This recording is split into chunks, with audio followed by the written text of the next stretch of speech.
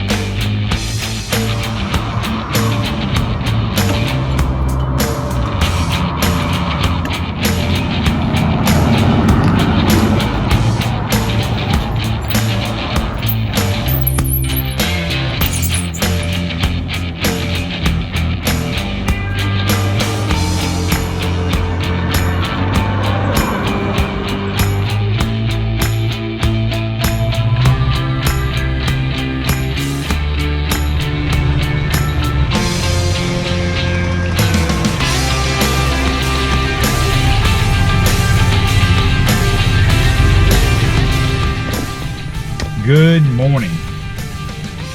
It is, I think, day 4 or 5 of this epic trip halfway across, or all the way across country to California to pick up our brand new Class C motorhome.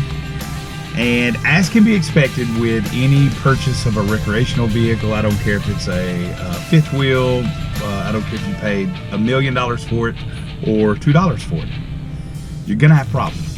We knew going into it we were gonna have problems. And so, you know, on our trip back to San Antonio, very first trip,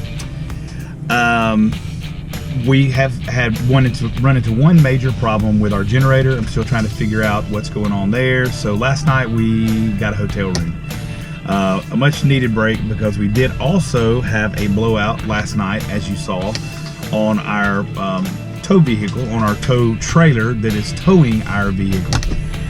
So it's been adventurous, to say the least. You know, you have to expect these things to happen. It is always difficult to maintain probably the proper attitude.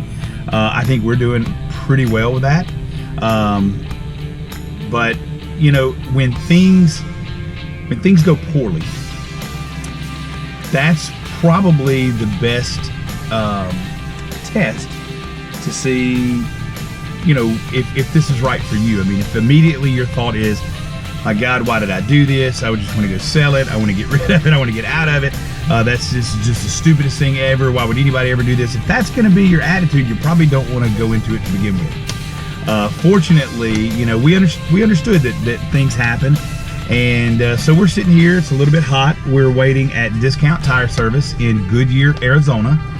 And we're gonna get all 4 new tires on the trailer, and I'm doing some checking online about the generator, see if I can get it fixed. But once we're able to get some power, some shore power, we'll be fine anyway. Our RV is fine, and everything else will be covered under warranty. So anyway, just wanted to give you an update and let you in on you know, the excitement of the adventure. So as you can see behind me, there's Casey, Levi, they're back there rummaging around, probably getting something to eat. But stay with us. There's a lot more to come. After spending a couple of days experiencing what we thought were some major malfunctions with our RV after we picked it up, we came to realize that actually I came to realize that I had made some mistakes in our amazing walk around for our RV pickup with our RV dealership. We spent 3 hours asking questions, looking at all the components of the RV, and our the gentleman that walked us through our RV did a phenomenal job. But as we came outside, I was filming the walk around. I was filming the entire tour. As we came outside and began to come around our RV, we got to the very back corner to the water management system. And my phone that I was recording on ran out of battery power. So it took about, I don't know, maybe a couple of minutes to change out my phone with Casey's phone on with our microphone boom and everything. So in that amount of time, our tour guide was still, or our walk around guy was still introducing us to the water area of our RV. So I didn't get any of that filmed, nor did I pay attention to it.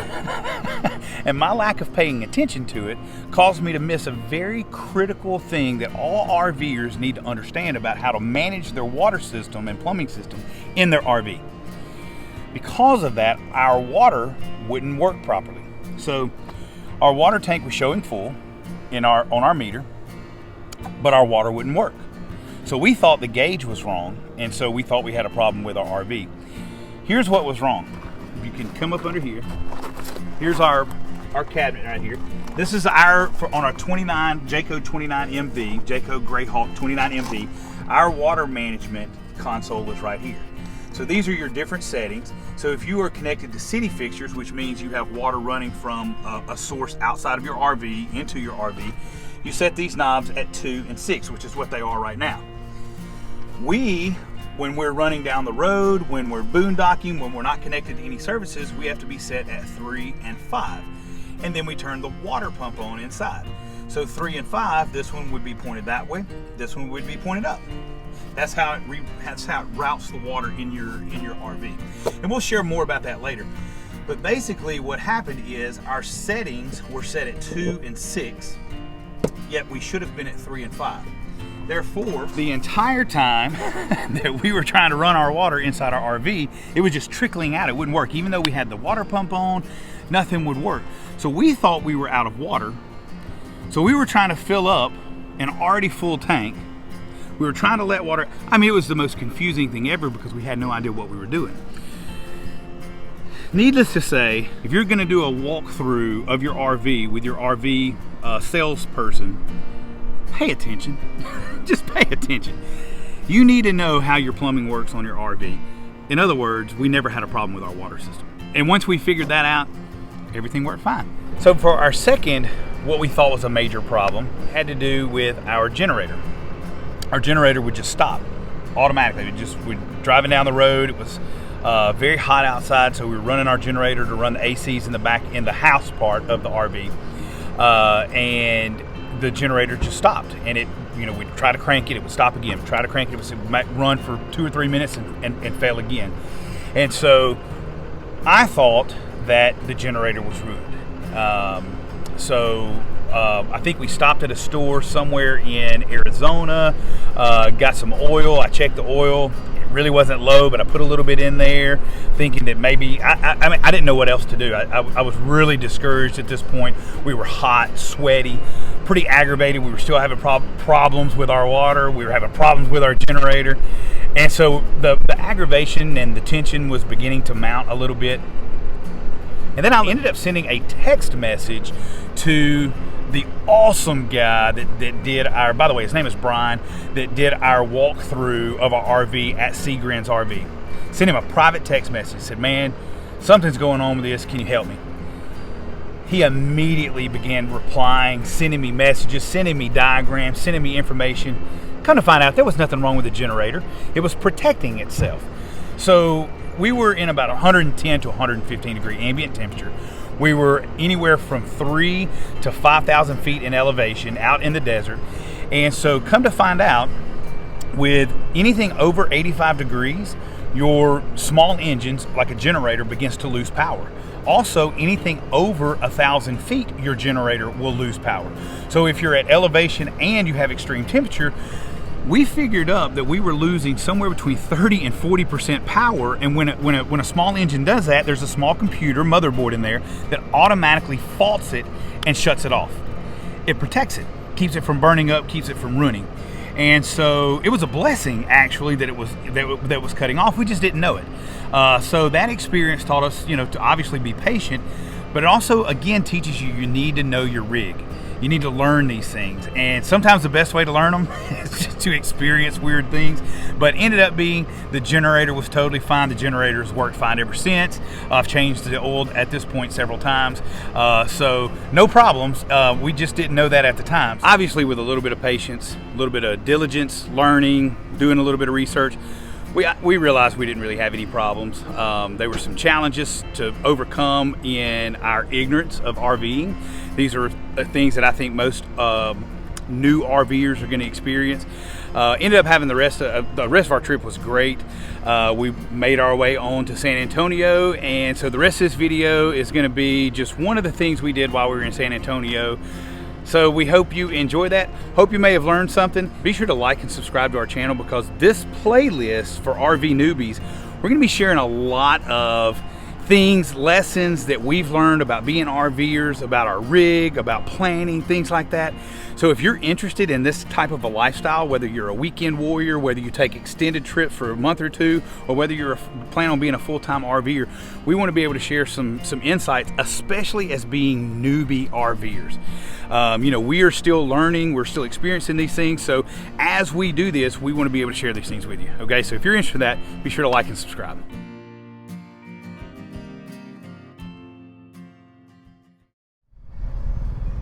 We are in the hill country of Texas, right outside of San Antonio, coming into a little town called Boerne, Texas. We were driving through on our way to our RV park in Boerne. And we drove through Boerne, and I was like, this is the cutest little town. So we're coming to kind of explore it today. They've got multiple trails through the city, and here's what's significant about this city. This city, back in 2010 census, had like 10,000 people. Estimated population in 2018 was like over 17,000. This place has exploded, and much is the case surrounding San Antonio. In my business world and what I do, I've done a lot of demographic studies down here. This area is growing, and lots of stuff to do down here, lots of stuff to do with the family. So we're excited to explore around a little bit. And we love the hill country.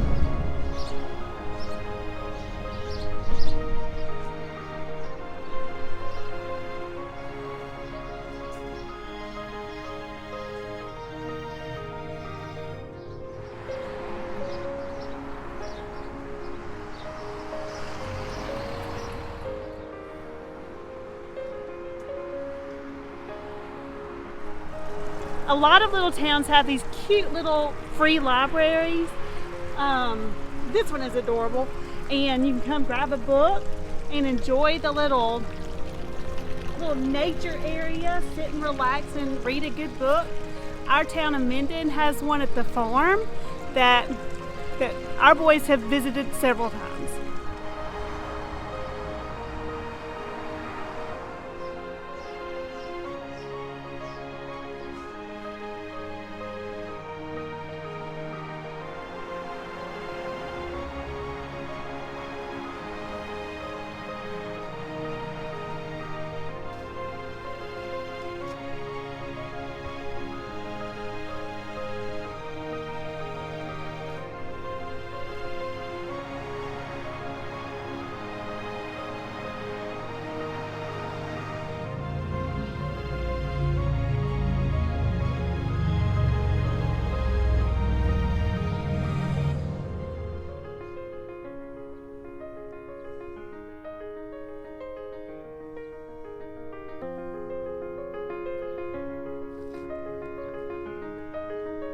So Boerne is such a charming little town. I'm loving it. I want to come back. There's so much for anybody to do.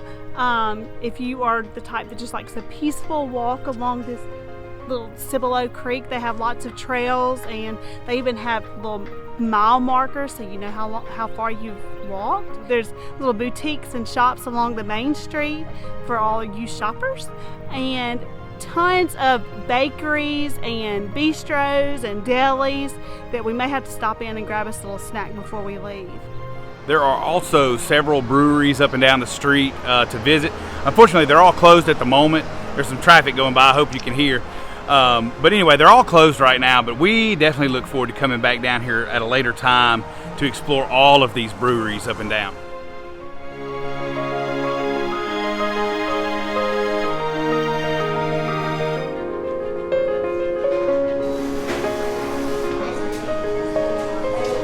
What do you think about the coffee? It's delicious. Yummy coffee. Yummy coffee.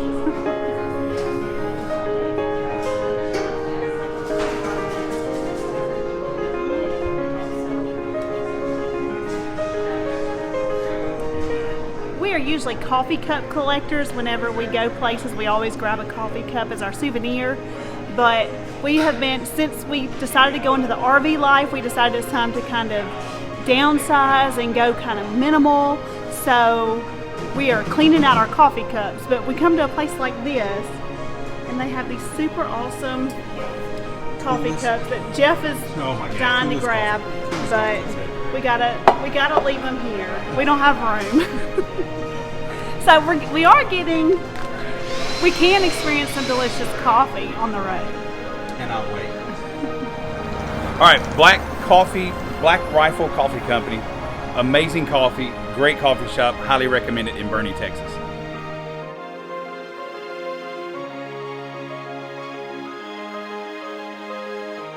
Please be sure to like this video and subscribe to our Rhodes Rules channel. And always remember, life is a journey. You hold your map.